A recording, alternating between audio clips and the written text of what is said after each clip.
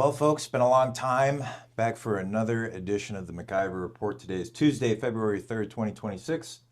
I am Michael Lucas, policy analyst, chief economist at the MacIver Institute. I am joined by... And I'm Courtney Graves, and I'm the intern here. More than just an intern. She is an expert in healthcare stuff, and we're going to go over some of the great research that she's been doing lately. So let's start things off. Let's do a quick overview. So we're going to talk about the Supreme Court race. We got the governor's race as well. Talk a little bit about the rescheduling of marijuana and the legislature's plan to legalize medical marijuana. Research, Courtney's going to take that over. She's going to talk about healthcare costs, why they're so high in Wisconsin, how to fix that, and SNAP reform. And then I'm going to monologue for a little bit, talking about ROFR, car kill switches, and immigration. Then we're going to round off with some stuff about what's happening in Minnesota, some Epstein stuff, and what we have planned for the future. So, all right, let's get into it. Okay. Supreme Court race. Rebecca Bradley dropped out. She announced she was not going to seek another term on the court. And as a result, we have Chris Taylor, who is a judge in the Court of Appeals 4th District, running against, on the political right, Maria Lazar, also a Court of Appeals judge, 2nd District. So Ben Yount wrote this article. It's very disheartening to see, folks, but we sort of expected this huge gap in fundraising.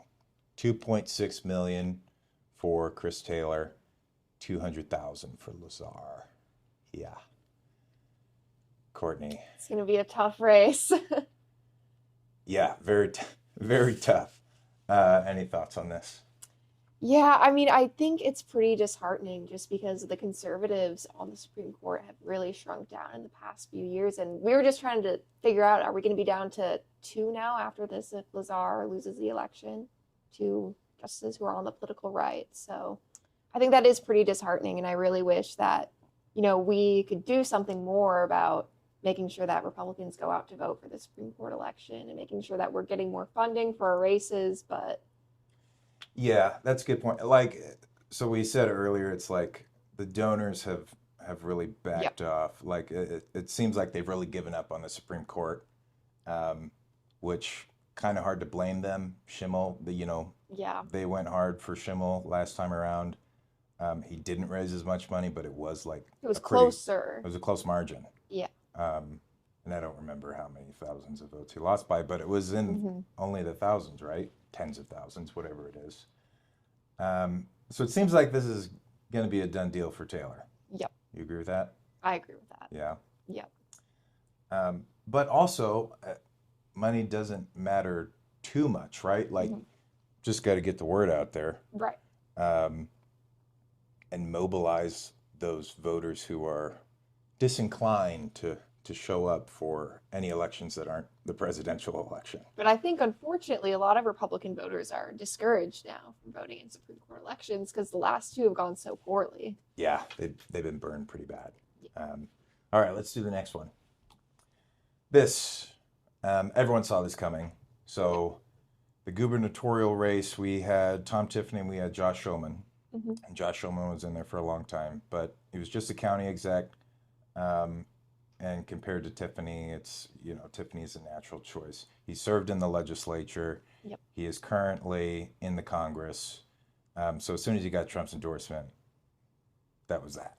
And then after that was announced, I think it was just a matter of hours, and Schoeman announced he was dropping out. Which means we have one person, not much of a primary for the Republicans, which contrasts to the Democratic field. We have 7 people, and last I checked, not a clear front runner on this. I don't know who half of these people are. You know who these people are? I do, yeah. I know who most of them are. So we got Mandela Barnes. That's an easy one. And remember, folks, I'm not from here. I've been in Wisconsin for not even 3 years yet, so forgive my ignorance.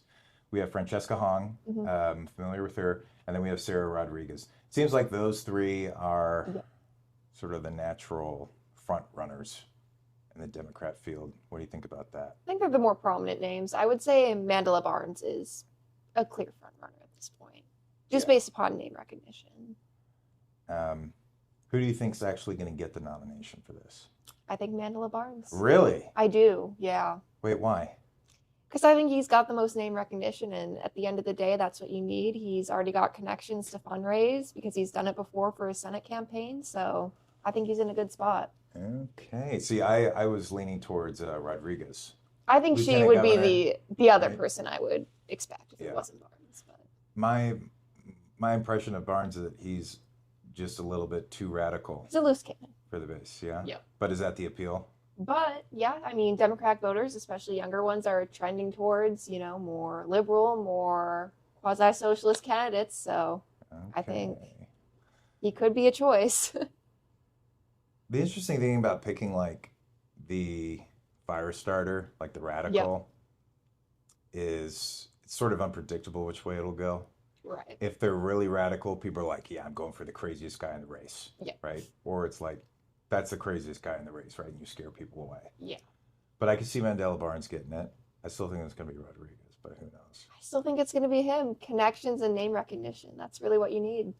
Okay, okay. Yeah. I won't put money on it. I don't have too strong of an opinion. Yeah, I guess I wouldn't either, but Okay, next. So Trump recently rescheduled marijuana. So previously it was Schedule 1, which is like the highest level of prohibition that you can place on a drug. And Schedule 3 is sort of middle ground. There are five yeah. schedules. Um, at the same time, we also have the legislature has introduced two bills, one in the Senate, one in the Assembly, to legalize medical marijuana. With the proviso that there's no plant matter allowed.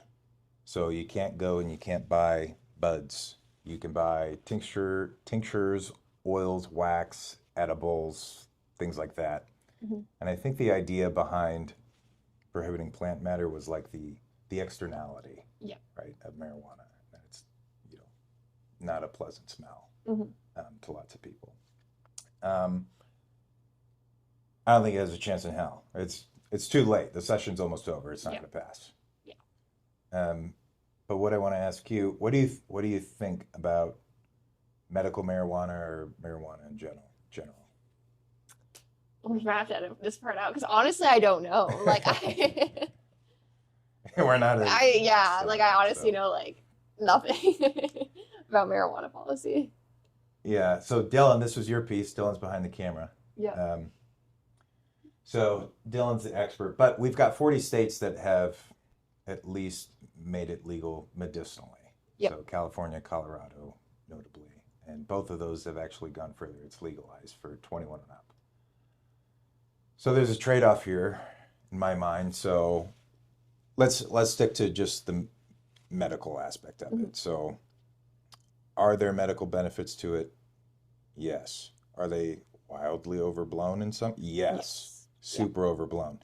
When you're talking about pain management or sleep, seems like those are pretty legitimate uses for it. Mhm. Or like PTSD or something like Yeah. that. A lot of veterans use it for that reason. But at the same time, when you're talking about people who are pro the medicinal benefits of marijuana, they're like, oh, it's cures cancer, like helps with cancer and stuff like that. And it's like, no. That's Mhm. actually not true at all. Yeah. If you're smoking marijuana, there's at least 40 carcinogens in that. Like Mhm. carcinogens cause cancer. Does it help stimulate your appetite? Yes. But that's not necessarily a good thing when you're trying to combat cancer. Mhm. In my belief, this is highly controversial, but very correct. Cancer, not a genetic disease. It's a metabolic disease. And the way that cancer thrives is in the presence of sugar, carbs, things like that. So if you're stimulating your appetite, you will consume more and likely more carbs, more sugar, which actually feeds into the cancer. So folks, legitimate uses. I do not believe, however, that trying to stimulate your appetite if you're, you know, doing chemotherapy or something like that, that it's actually beneficial. But there are some use cases for it that I think are legit. Recreationally, though, what's your opinion on that? I'm not in favor of No. legalizing marijuana Okay. recreationally. Tell us why. I think two reasons. First, it's not very good for you, especially if you're smoking it. I think there is a difference between things like edibles versus actually smoking the plant. Like you said, it has externalities, but also it's not good for your health. There's tar in there. It's terrible for your lungs, just like cigarettes, but even worse. Beyond that, I don't think it's great for like cultural society to have a huge culture around smoking marijuana. I mean, I'm a college student, so I see it all the time. And, when you walk down State Street in Madison, you see that every, 1 in 3 stores now is a marijuana shop. And people have just sort of flocked to that. It's sort of like alcohol in that way, but even worse, where it's just people are flocking to marijuana to escape reality, have, more of a sense of fun, but instead of, building community or going out and doing things, they just sit alone in their dorm rooms and smoke. So I do worry about the social aspects of legalizing that and popularizing it even more than it already is. But I know that might be a controversial take, so. No, I've heard this like even from my parents, which is that I'm from California.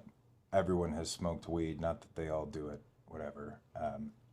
But my mom said, back in like the 80s, if anyone smoked pot, they do it in a group. And now everyone's smoking alone. So it's sort of become like this antisocial drug. Right. Right? As opposed to alcohol, which is also not good for you. It's not good for you. But... is a social, it is a social drug. Yeah.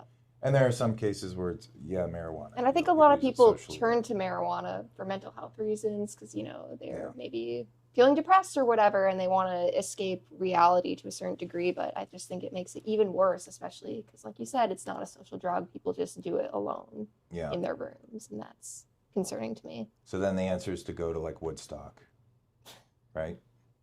Go to a rave. I don't know about that. No concerts. No. Like and be social. What about from a civil liberties standpoint, though? I mean, yeah, if you're taking it from a liberty standpoint, the correct thing would be, well, yes, it has, bad effects on your own personal health, but that's up for you to decide, and it's up for you to wager if it's worth it or not.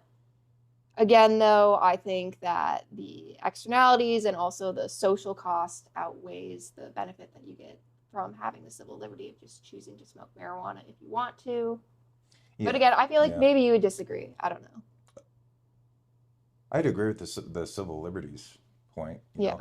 And then there's the federalism issue here too. Is this the prerogative of the federal government or of the states? Right. I say it's for the states. I say it's for the states. I mean, it's pretty obvious when, what amendment was it? 19? The prohibition of alcohol. If you need a constitutional amendment, I'm actually not sure that it's 19, so don't quote me on that.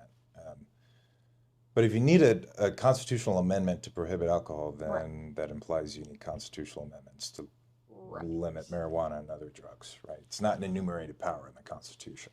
So I think it's pretty unambiguously a states' right thing, right? I agree it's a state issue for sure, and to what you were saying earlier, a lot of the time the main benefit that is, put out there by legislators and advocates is we'll get tax revenue. Right. We'll get tax revenue because tax revenue is always good. It's always good to tax stuff. And in places like California and Colorado, they tax it relatively high. Right. And it, economics would say that would deter use and people will still go for the black market, options. But at the same time, you have quality control, you have an open market, and it seems like people are willing to pay the tax, right, for the convenience and the assurances that they get. So you can get tax revenue, and they'll probably get what they say. LFB says it's going to be about 165 million. Okay. What? Take that for whatever it's worth. So Schedule 3 or Schedule 1, Schedule 3. So.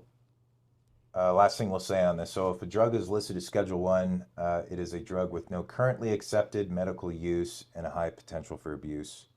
That's where marijuana was. That's the highest level of prohibition. Now it's Schedule 3 right in the middle. Schedule 3 says that these are drugs with a moderate to low potential for physical and psychological dependence. Okay. And it puts in the same bucket ketamine, anabolic steroids, testosterone. Lots of guys on testosterone, TRT, anabolic steroids, sort of the same thing. Right. And ketamine,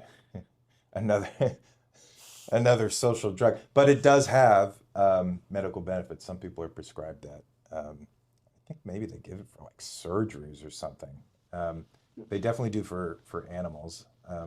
For horses, it's used as a tranquilizer because it's potent. Right. And it is relatively safe, which is why it's popular among ravers and things like Interesting. that.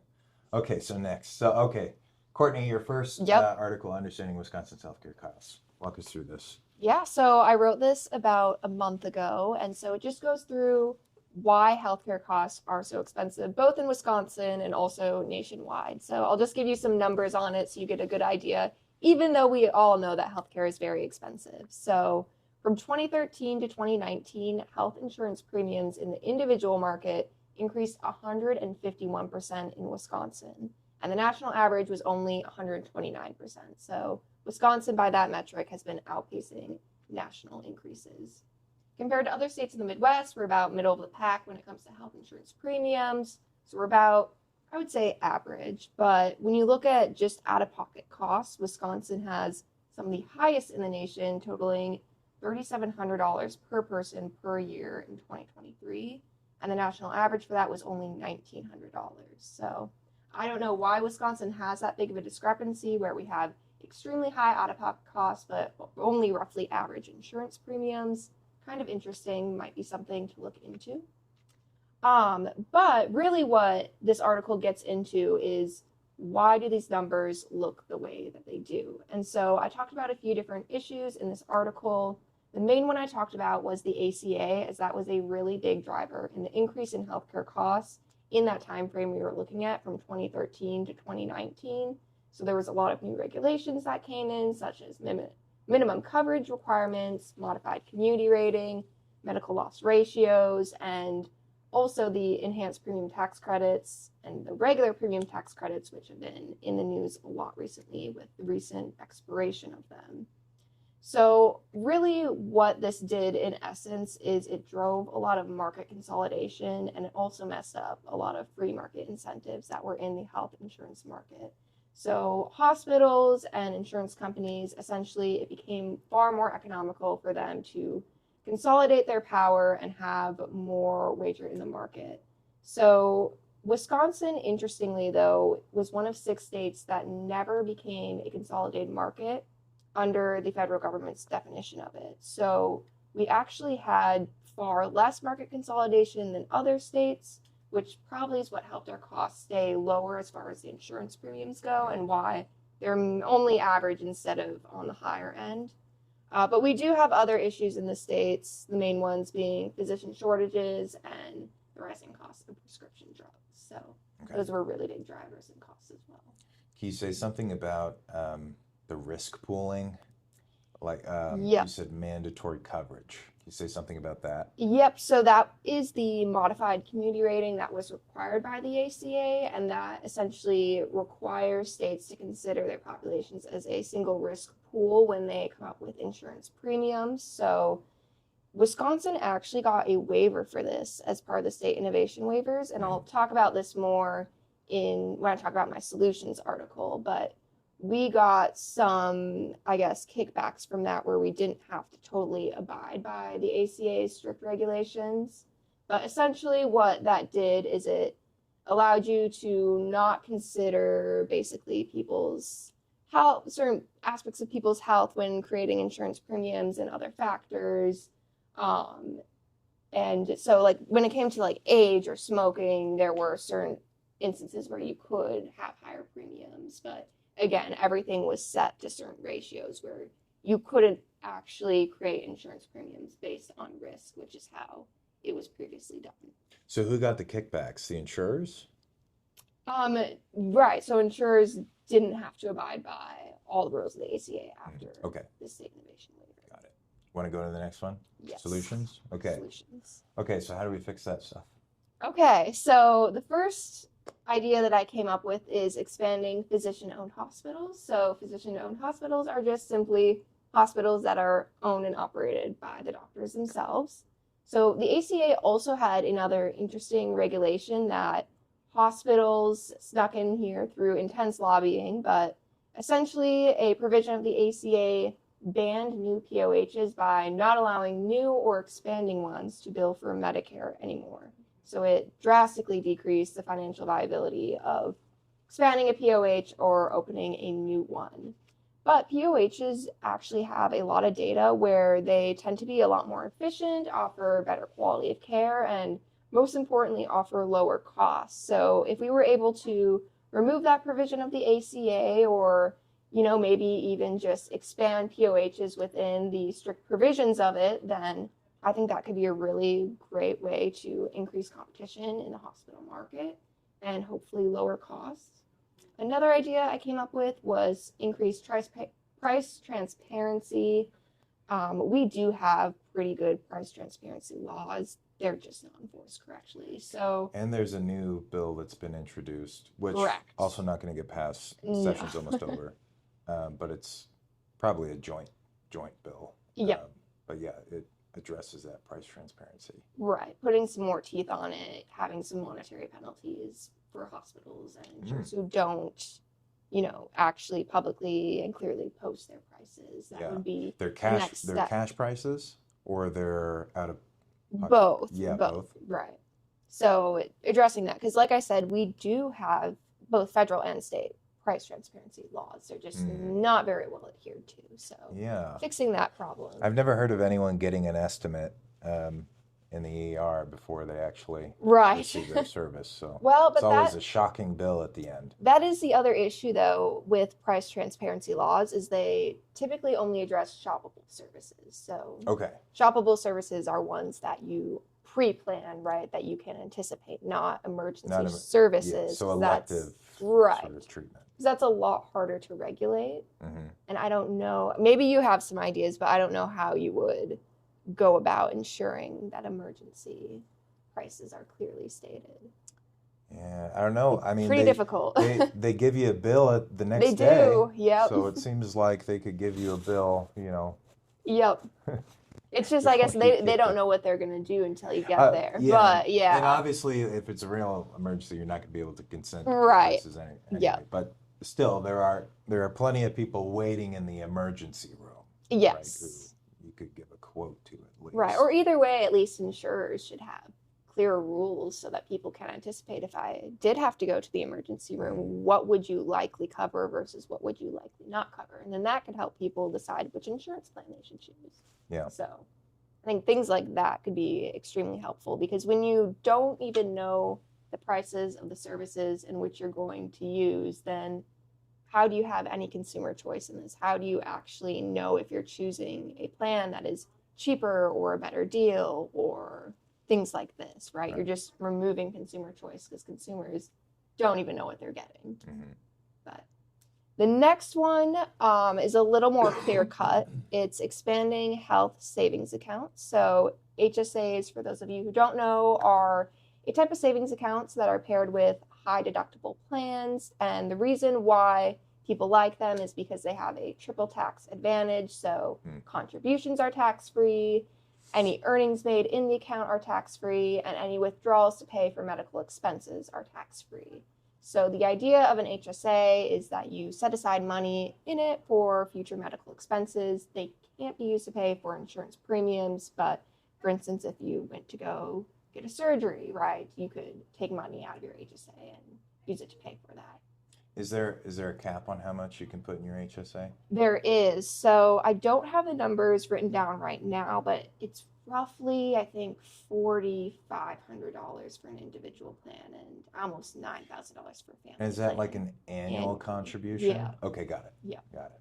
Something around there. So one idea that some policymakers have came up with for HSAs is removing the high deductible requirement. So a lot of times people are only allowed to have HSAs with plans that have really high deductibles, or the so-called catastrophic plan. So if HSAs could be paired with any type of insurance plan, that could help expand their use, and it would allow for more consumer choice on where exactly their money is going to go when they're choosing for health services. And another idea is kind of what you hinted at, is just raising the annual contribution cap.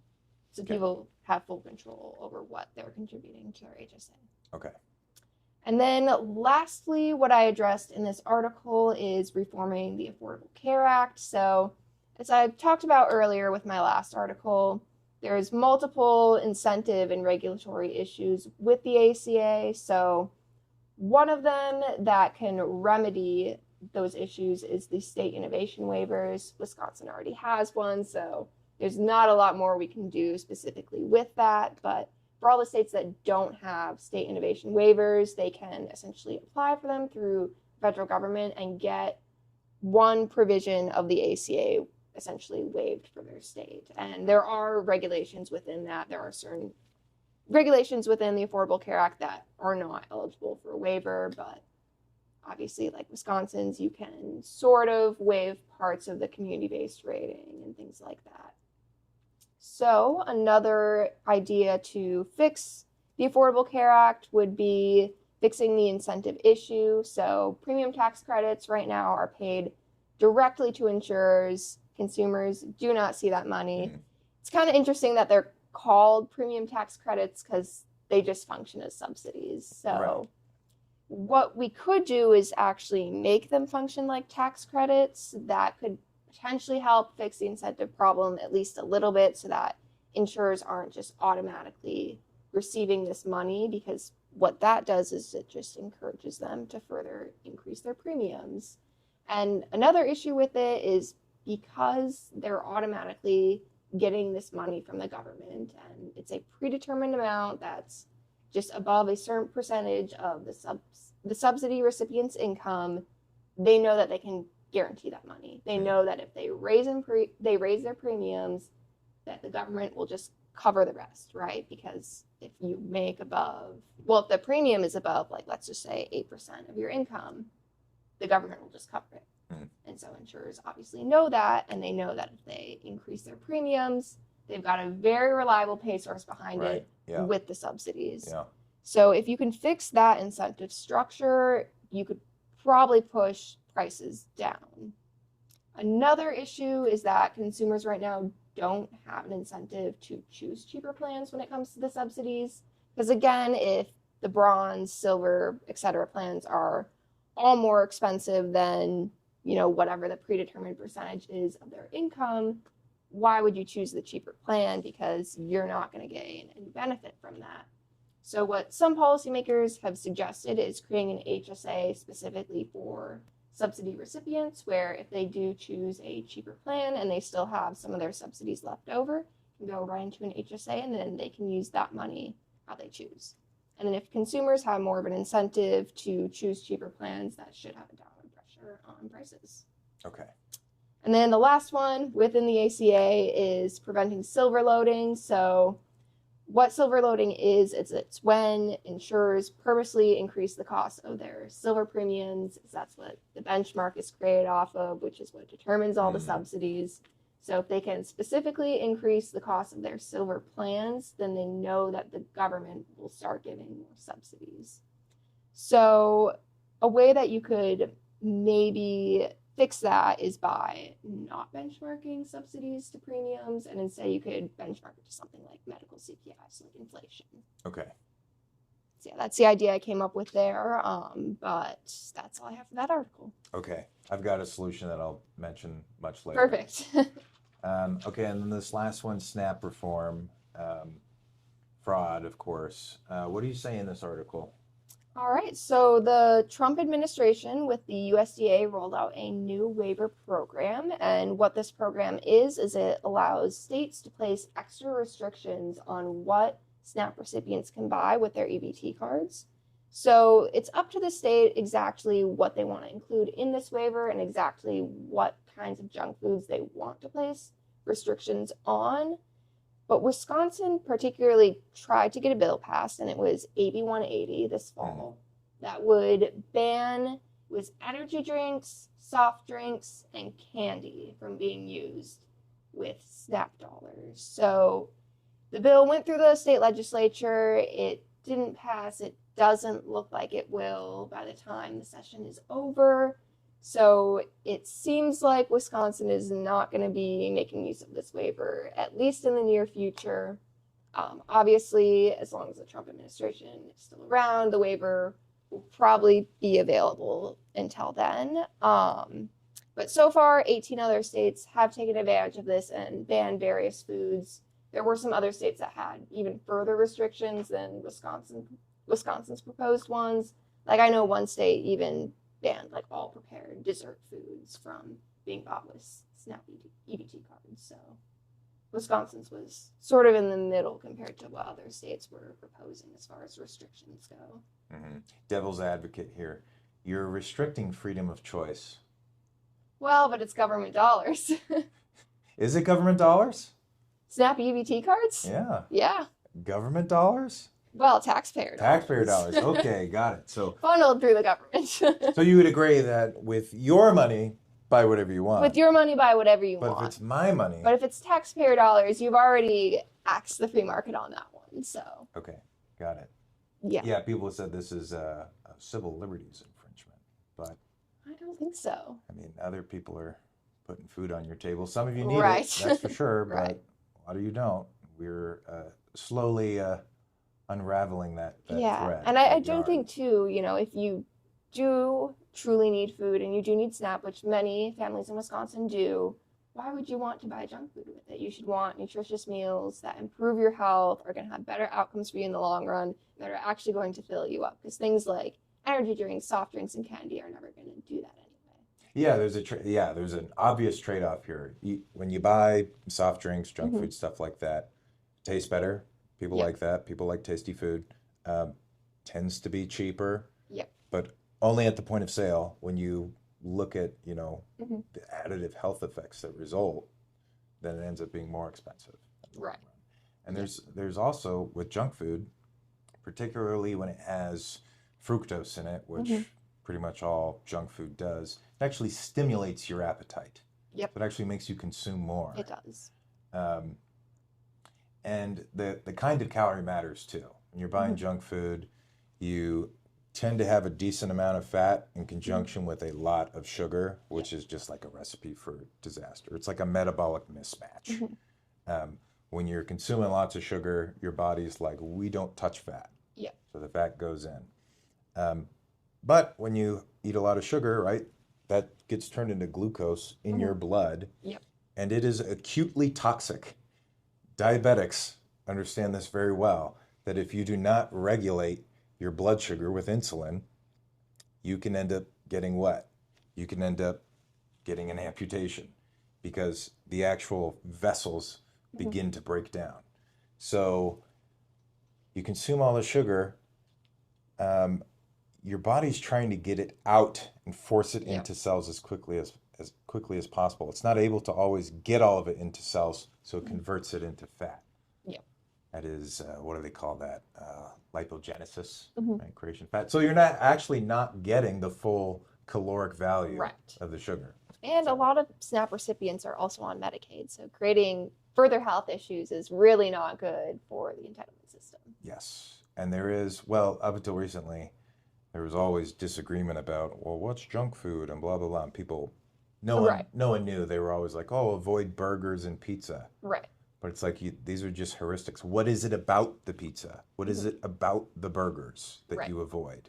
What is it about fast food that's bad for you? No one, tends to go beyond those rules. But at this point, now that we have a new food pyramid, which is about 1950, which is about 70 years too late. It's pretty clear now with the MAHA movement, with RFK, that sugars, carbs, grains, particularly wheat, corn, things like that, should be a very small proportion of your diet in calorie terms. So it's good to have that sort of that backup, I guess, from the feds on that point, which is really just acknowledging what people have known for a very long time, Right. which is it's meat and veggies Yep. that you're after, meat and veggies. Okay, anything else on this?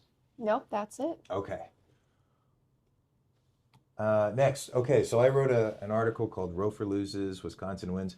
My first year here at MacIver, Rofer was a really big deal. The legislature was trying to pass what's called right of first refusal.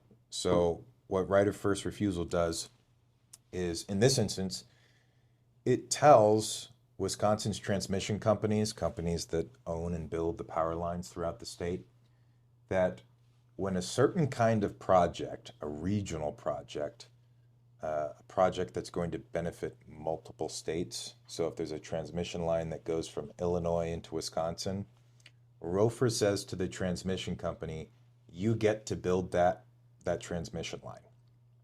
Normally, right now, without Rofer, when that project is proposed, it's bid on. It goes into a competitive bidding process. And so lots of groups testified against this. AFP testified against it. WIEG, Wisconsin Industrial Energy Group, testified against it. Our sister, MacIver Impact, submitted testimony against it. That's research that I conducted. And ultimately, the bill was defeated. So what that meant is there's competition in bidding for these power lines. The relevance of this is that there were two really big projects that were coming to Wisconsin. One called the Becky Project, which was going to be estimated to cost $1.4 billion, and the WISE Project, which the number I forgot to put in here, but I think it was about 600 something million, something like that, or 400. So we'll go to the next slide. So here's the first project. Here's how it panned out. So ATC is the big transmission company in Wisconsin. Okay, it's owned by all the major utilities. They all own a portion of it. They lost that bid. ATC, importantly, was lobbying for the Rofer law. And of course they would. It was in their interest to. They own pretty much all the power lines in the state. Of course they want an even bigger monopoly on this subset of transmission line projects. So we actually know which of these bidders is ATC. ATC is D, bidder D, Delta. They did not win. They lost to a company called TransSource. And TransSource's bid came in, I think, 35% below estimates. So when ATC was testifying for Rofer, they commissioned an accountant to show that, we actually saved money with Rofer so long as bidders aren't more than 25% less expensive than our projects. Well, this was 35% less. So Right. it just totally blew them out of the water. Yeah. The winner also had the lowest revenue requirement, which is the amount of money they're able to recuperate. They offered to also cap their return on equity, which is their profit that they're able to earn. They were the only person who did that. So TransSource won that, and ATC lost. And then the next project, which was a smaller project, is the WISE project. I believe ATC was D in this one as well, Delta. They didn't win this one either. This one was won by developer A, which is called Viridon. Their bid was $350 million. It was almost 50% less than what the project was estimated to cost. It was just crazy. They also had the lowest revenue requirement, more than 40% less than the highest bidder. And who was the highest bidder on a revenue requirement? ATC, developer D, Delta. So awesome. It's proof in the pudding, right? We're trying to advance free markets here, and competition is like an essential element of that. So this is really, really good. And a bunch of things happened that otherwise wouldn't have happened. If ATC is just granted these projects, they don't have to cap their revenue requirement or lower the cost of constructing this thing or guaranteeing that it's going to be done in a certain amount of time. Those things only factor in a competitive process. Right. So really good news there. Okay, the next article I wrote, this was a week and a half ago, is called "Nullify the Car Kill Switch." So this is kind of an old thing that happened at the federal level. Happened in 2021 as part of the Infrastructure Investment and Jobs Act, which was Biden's disastrous stimulus bill. Um, Hidden away within that bill, which is law now, folks, was a provision that was lobbied for by, I think, a group, I think it's called Moms Against Drunk Driving. Um, and this provision says that all new vehicles by 2026, 2027 at the latest have to have anti-drunk driving technology that can remotely disable your vehicle if you are driving poorly. Disastrous. Yeah, how would that work if you're on the freeway? Yeah, well, I hope there's no bad weather. I hope a Yeah, deer doesn't run out in yeah. front of you. Um, Hope you're not being chased by someone and, trying to escape with your life, and then some government body somewhere decides to disable your vehicle because you're driving erratically. We believe you might be drunk. That is literally written into the law. This technology would have to be able to actively or passively monitor your driving Mhm. and be able to remotely shut it off. Total violation of Fourth Amendment. Total violation of Fifth Amendment. Fourth Amendment is right to privacy. Fifth Amendment is due process. So unless this is nullified, which I will explain, um, you have this technology which is watching you. It has to be. It's very likely that it involves a camera being installed, facial recognition, tracking your eyes. This is already in Amazon trucks. Okay, they have facial recognition software that tracks your face and your eyes and your hands. Okay, so this would potentially be in all new passenger vehicles. So it violates the Fourth. Fifth Amendment, it is judge, jury, and executioner. Mhm.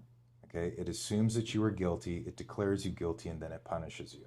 Mhm. If your vehicle is disabled, there's no rules on how you appeal this. And Thomas Right. Massey is the one who introduced the amendment to get rid of the car kill switch. If you look at the next slide, I have some bad news for you. Mostly good news though.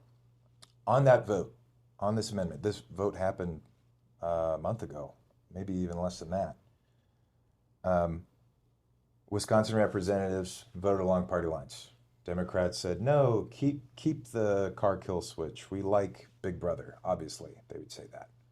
Um, and then all the Republicans said, no, get rid of it. That's ridiculous and draconian, with the exception of one. And you can see that on your screen. Um, so, what I talk about in this article, I say nullify. Nullification is like one of the oldest American pastimes. It is literally as old as the Constitution is. It's older than the Constitution. It goes back at least to 1776, where when the colonial governments decided to nullify like every law under the sun because they said that they are void and of no force. We do not have representation. They violate our rights as British citizens, and we are hereby declaring them void. They will not be enforced, and we will actually obstruct the British government's ability to carry these out. So if you look at the next slide, I have very good evidence from this. I have historical evidence, but I also have the full support of two U.S. presidents, Thomas Jefferson and James Madison, who wrote the frickin' Constitution. And if you want to learn more about this stuff, you read the Virginia and Kentucky resolutions. Both of these resolutions say that states have a right and a duty to nullify unconstitutional laws, as the car kill switch clearly is.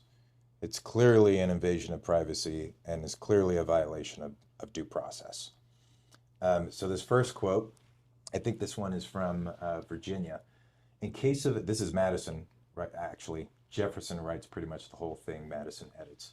In case of a deliberate, palpable, and dangerous exercise of other powers not granted by the said compact, the Constitution, The states who are parties thereto have the right and are in duty bound to interpose, nullify, for arresting the progress of the evil, and for maintaining within their respective limits the authorities, rights, and liberties appertaining to them. This is, according to Madison and Jefferson, and they are correct, a protection of the Constitution. You are actually defending federalism because the federal government is not authoritarian. It's not supposed to be. It has a specific sphere in which it is allowed to operate, and it cannot go beyond that sphere. Hence the 10th Amendment. Any powers not enumerated are reserved to the states or to the people. Jefferson writes the Kentucky Resolution, and he uses a different word. He doesn't use interpose, he uses nullification. Where powers are assumed which have not been delegated, a nullification of the act is the rightful remedy. Every state has a natural right, in cases not within the compact, to nullify of their own authority. This is an essential states' right. You are duty bound, according to them, to do this when met with an unconstitutional law. And the car kill switch is a patently obvious violation of that. So that's what I argued in that paper there, which brings me back to another solution which I had alluded to earlier with the Affordable Care Act. Mm-hmm. Nullify the Affordable Care Act. It violates the Commerce Clause. Commerce has a very strict definition in 18th century English. It does not apply to any kind of economic activity. The founders are very, very clear about what commerce was. It had a legal definition that was not only established in America, but goes all the way back to Britain. It's part of English common law, and they knew that, and we don't know that. So that's nullification for you. This went up today, so I've got an article on immigration, and we'll talk about Minnesota in detail. So people on the left right now are going absolutely nuts over ICE and Border Patrol and deportation efforts, and lots of them, like Billie Eilish just said on Sunday, what was it? No person is illegal on stolen land. But also we have no borders. And also we have no, right, yes. So there are a lot of people saying that not only that deportation and regulating immigration is wrong or bad, but they're saying you actually don't have the power to do this. Mm-hmm. They're wrong. On the flip side, we have people saying, yeah, Congress can absolutely regulate immigration. They can do that because of the naturalization clause. Wrong. It's not because of that clause. Well, they can do it because it's an applied power. Wrong. 10th Amendment. You read your Constitution. So this article, I give evidence for where that power is actually enumerated, and it is in Article 1, Section 8, Clause 10, the Define and Punish Clause, which states that Congress shall have the power to define and punish piracies and felonies committed on the high seas and offenses against the laws of nations. That last part, offenses against the law of nations, is where the power to regulate immigration comes from.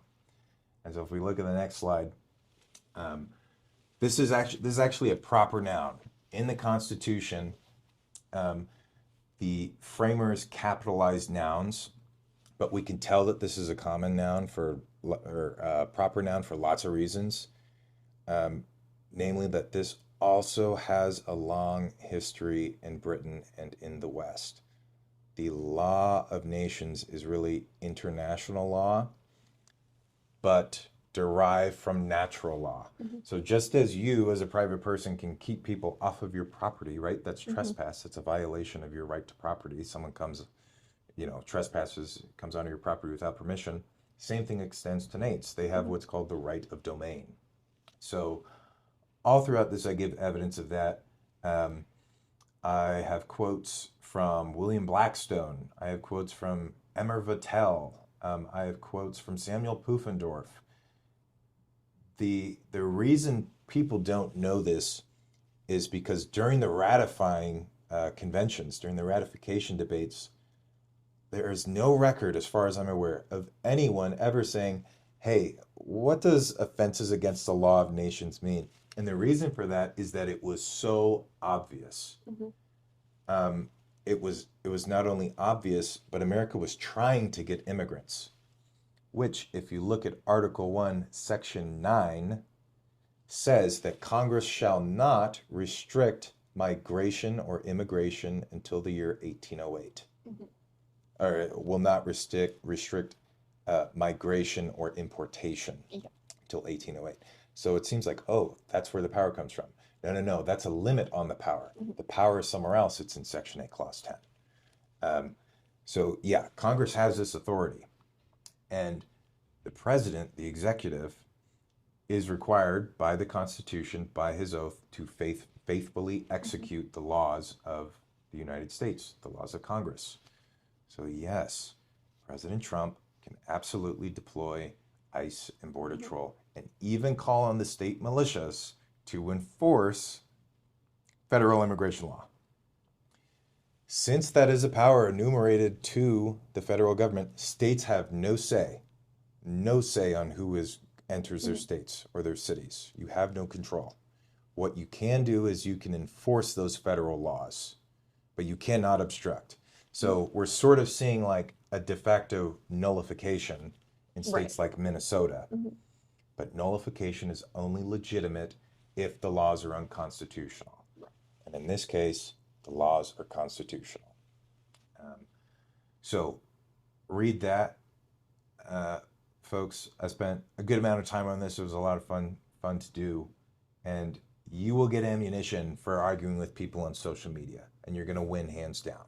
Okay, so, and it's fun to share at a cocktail party too. All right. Okay, last thing, we'll wrap up here. Since I mentioned Minnesota, let's start with Minnesota first. Yeah. All right, give us your take on the situation. Yeah, so my home state is actually from Minnesota. I live just north of the cities. And I think what's happening is tragic in the sense that there's been a lot of chaos sowed. But I also think that the federal government, as you said, has their right to enforce our immigration laws. Now, how we go about that really does matter, though. And in my opinion, I think that ICE needs to change its tactics. But I also think that Democratic officials, particularly in Minnesota, need to stop encouraging people from getting in ICE officers' ways. Because that is just sowing even more chaos. But I think what maybe ICE should do is have more targeted enforcement. So typically, ICE has been around for a while. Typically what they do is they have very specific people that they're looking for that have criminal rap sheets. They go after those specific people in a targeted search and deport them. That's how it's been. And, it was done with pretty little visibility, pretty little chaos. But, obviously with media now and just the sheer amount of federal agents that are going into Minnesota, it's just not having the same effect that it used to. So I actually think it would be far more efficient to just go after targeted people, make sure that we're getting the worst of the worst deported out of this country. And on the flip side, Democratic officials really, really, really need to stop encouraging people to obstruct federal immigration officers. Yeah. Tim Waltz saying that Trump's ICE is Gestapo. Yeah, that does not help. That does not help anyone. Yeah. A bunch of Democrats have blood on their hands. Right. They're encouraging fear that is making people act irrationally out of fear and make poor decisions. And those poor decisions can result in things that are life-threatening. Yeah. And that's not good. But ICE changing tech, too, is a good idea. Yeah. This with Renee Good and Alex Preddy, these are highly controversial. There are a significant number, I don't think a majority of people on the right, but a significant number of people on the right do not like this stuff. And no one likes it, but they're going beyond that and saying like this was actually an inappropriate use of force, right? And they're saying, people need to be reined in. And I think the president probably agrees with that too, because Kristi Noem was running this operation. Right. And then after Alex Preddy, Who does Trump bring in? Mm-hmm. Brings in Tom Homan, Right. the career professional, right? So it doesn't it doesn't help that you got these Democrats, inflaming Mm-hmm. people's passions, encouraging obstruction, which you Right. can't do. No. That's illegal, violating the Constitution. But you're endangering your citizens.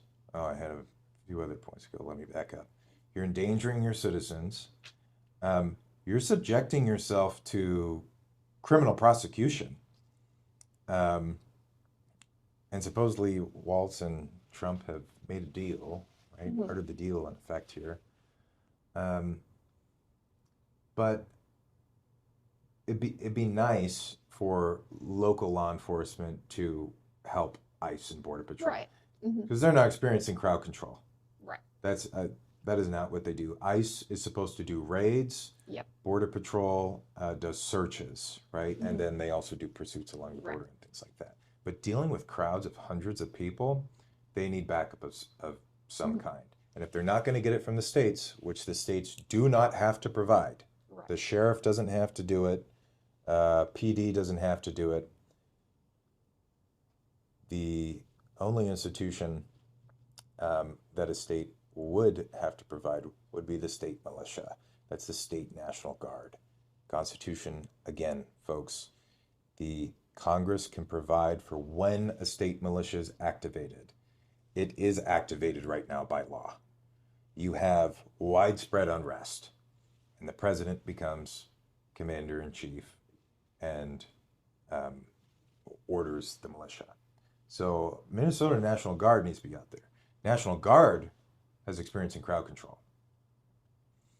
But would you agree? It's a really bad look. It's damaging to immigration policy. For sure.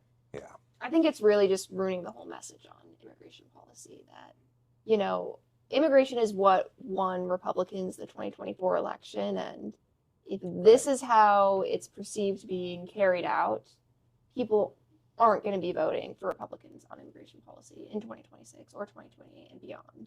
It's really just damaging the entire message on it. Yeah, and we don't have it here, but bets on Polymarket are showing Dems have a very good chance of taking the House. Right. So there's some blowback to this. And use the word perception. Perception is all that matters here. Perception is all that matters. The facts do not matter. So here's a policy solution. Tear gas, rubber bullets, I don't know, billy clubs if necessary, or just whatever. But more use of non-lethal deterrents. Yeah. Pepper spray. These guys need to be pepper sprayed out the wazoo.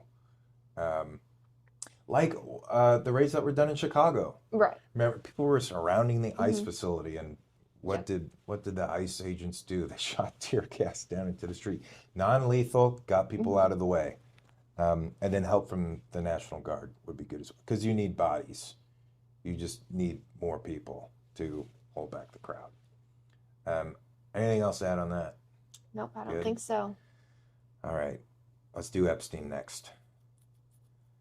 You want to start us off with this? Sure, I don't have too much to say on this one other than I guess I'm losing hope in any accountability. Yeah. I don't know. Gotta be honest, folks, this is a huge mistake for the administration. You had the president and the vice president campaigning on this, campaigning on full release, saying that going to go after the people responsible here. Yeah.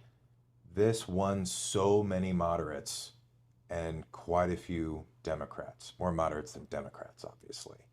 But it also really rallied the Republican base, the conservative base, people who don't typically go out and vote. Right. People wanted accountability. Yep.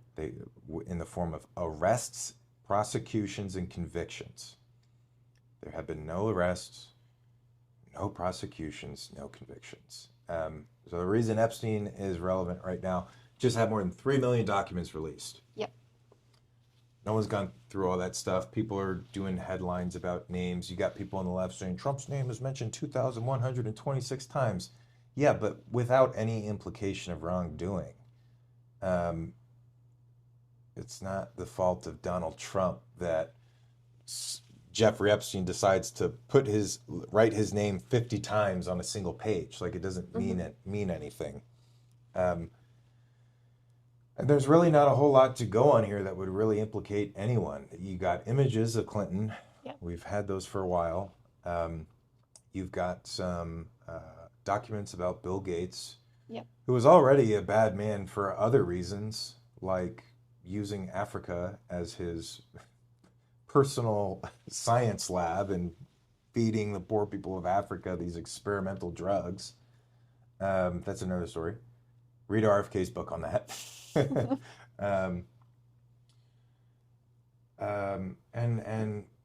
And what else? I mean, I think the signal here, without any sort of prosecutions, really says that we can't even defend the most vulnerable. Right.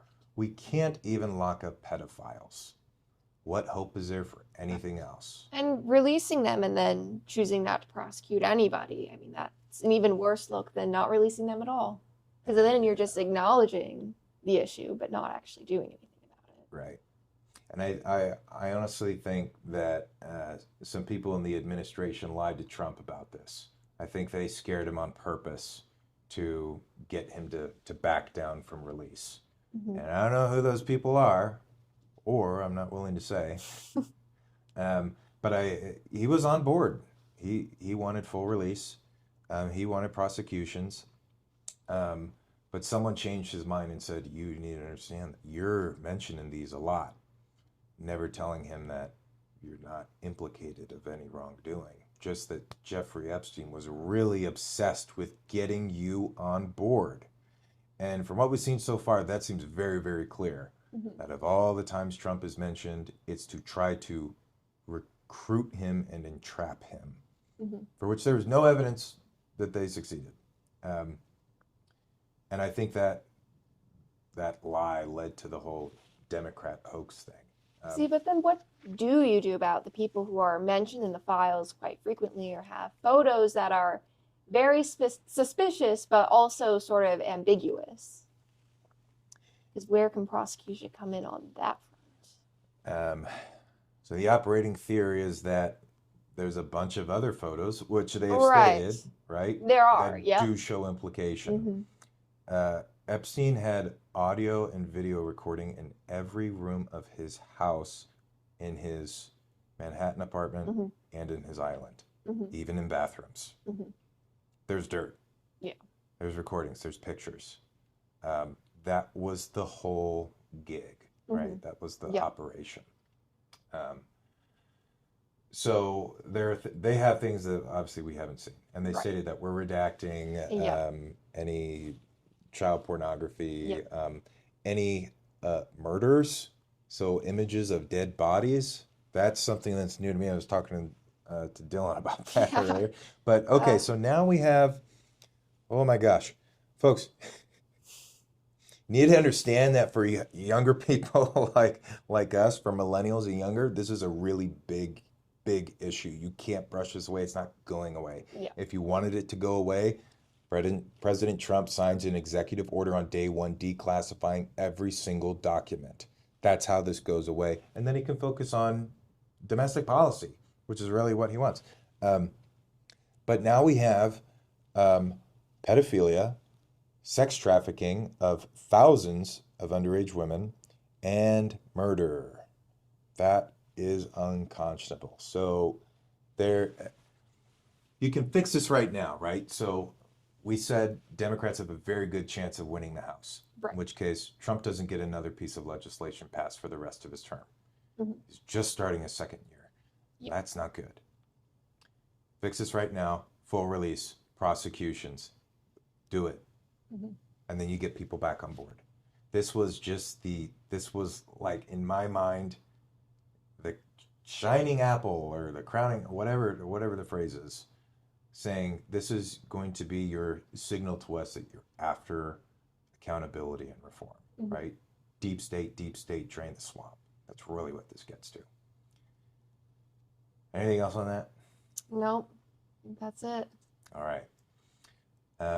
So Nick Shirley, doing like this guerrilla journalism, right, in Minneapolis, exposing all this fraud among these daycare centers. Courtney, what do we have planned for Wisconsin?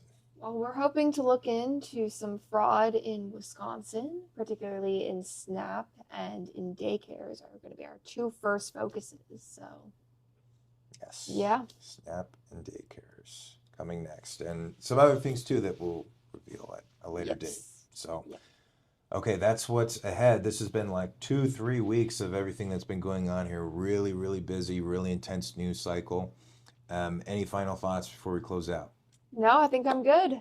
All right. Well, Courtney, thank you so much for your work, and thank all of you for joining. Thank you.